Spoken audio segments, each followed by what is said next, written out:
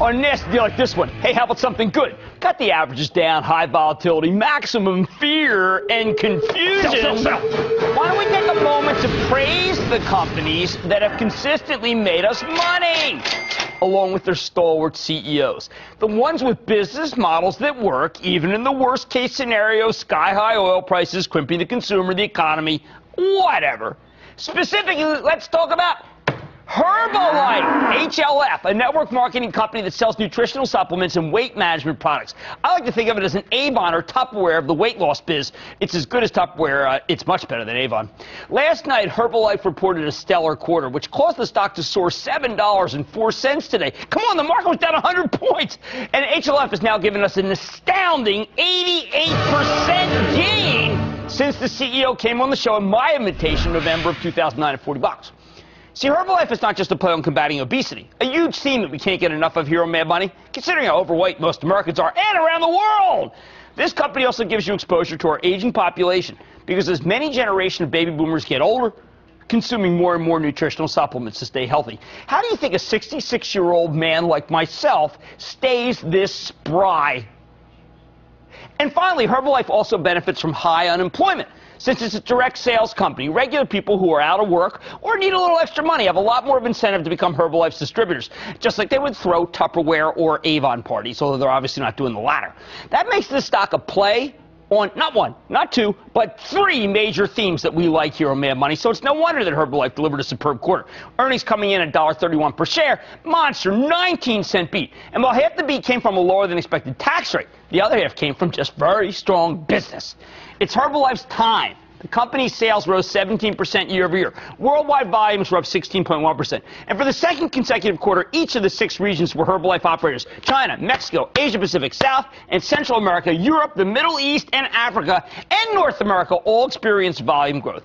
Herbalife also issued upside guidance for the next quarter, and the board approved a 2-for-1 split, something that we know has zero effect on the numbers, but can also help stoke the animal spirits of the market and make people more eager to buy.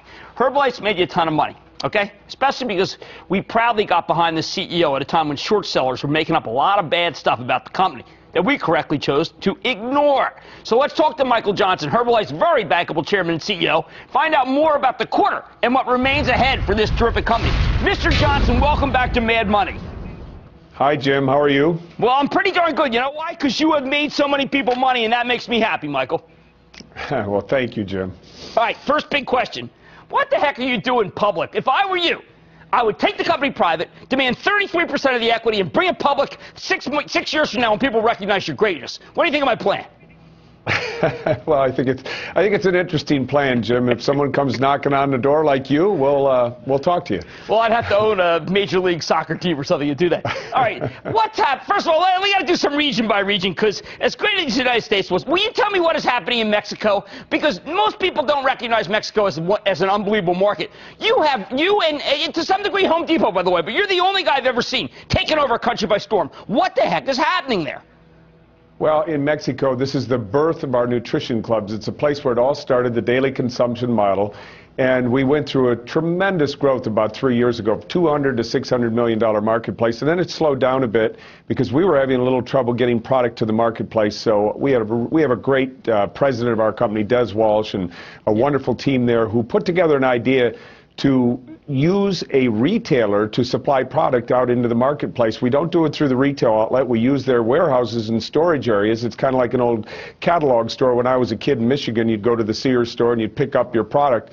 It's the same idea. So the product is a way more accessible to our distributors, allowing them to grow their business on a local basis. So these clubs are local in small communities all over the place. We got a great management team down there, and they are hitting it, and distributors are in concert with us. It's a big, big hit down there. All right, now, if you have your druthers, Russia or China or Brazil, which would you put the most money on for when I see you next is going to have the greatest rise in business?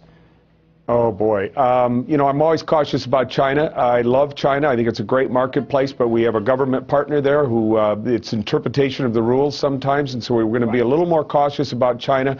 We're starting to see some change in the game in Brazil as they adopt the same model they did in Mexico. So maybe Brazil is a growth model, and China is probably an overall long-term bet. Well, I know that weight management, which is how I now view your company, I view it as a health weight management company, has been red hot. That's what we saw with Weight Watchers. Why is it that your company seems to be so underestimated by people who don't seem to recognize the power of the aging trend, the weight trend, and your incredible model for when people need more money? Well, I think we're probably operate a little more quietly than them in terms of we're not on, we don't buy television media the way others do because we don't have to. It's a push business where people have their own areas to operate. So they operate in neighborhoods and they reach out to people, and it's a very, very personalized business. We're going to have a much stronger presence on the web very soon. So maybe people will take notice of us a little bit more. But you want to know something? We're just scratching the surface. We're just getting started. So our people in their business models and their business efforts are going to reach out, and you'll know more about us, and you know about us, but the public at large will know more about us, see what we're worth in terms of building a healthier, more opportunistic social network. Oh, you are doing it. Now, Michael, I also want people to understand more about your business, the way it runs. We care in this show, we know about net sales growth, we know about volume point growth, but there are two other indicators that I want you to talk about. Average active sales leaders, and then how many people stay on as leaders. These are obviously key metrics that people have to understand if they're going to buy the stock. Jim, those are the two most important pieces of news in our quarterly and annual earnings report. The retention rate in the company, meaning the people who stay with us year after year at a higher level, these are called sales leaders, and they get about a 50% discount on the product. It's almost 50%. It's 48.9%.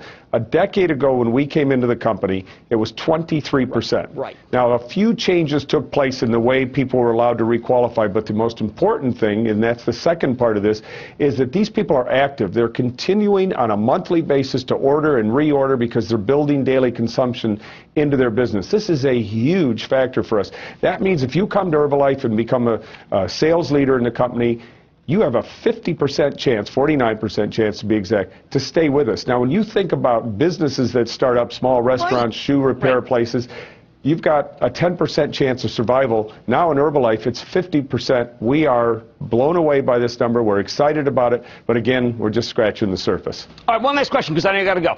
How many jobs have you created? Oh, God. In our company, millions. How many? Millions. Millions. Millions. People should talk about you more. Michael Johnson, fabulous quarter, great work. Thank you for making us so much money.